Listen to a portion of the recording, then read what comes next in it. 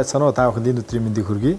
За жолоочтой хэрэглээндээ тохирсон багцыг одоо хэрхэн сонгох вэ гэхээр ерөнхийдөө бол гэр ахуйн зориулалтаа багаж, цахилгаан засвар одоо үйлчлэгээ хийх зориулалтаа багаж энэ гуравт нь болохоор илүү мэрэгжлийн төвшөнд одоо машина задлж одоо засвар үйлчлэгээ хийх ийм зориулалтаа багажнууд бол одоо байна.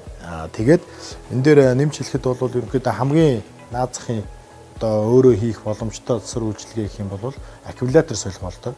Аккумулятор солиход 10-12-ийн түлхүүр хэрэг болно.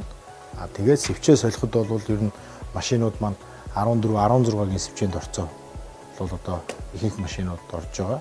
Тэрийг авахд бол одоо 14-16-гийн орцоо ком гэдэг энийг салгаж бол бас өөртөө хэрглэж болно гэсэн үг.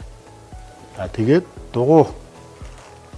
дугуйгаас одоо солих чангалах үед бол дугуйнд орцоонууд бол машинд бол зайлшгүй хэрэг болно.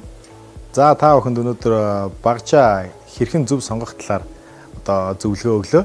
Эхлээд хэрэгтлээгээ зөв тодорхойлсны дараа хэрэгцээндээ тохирсон багжийг та бүхэн зөв сонголт хийгээрэй. За өнөөдөр анхаарал хандуулсан та бүхэнд баярлалаа.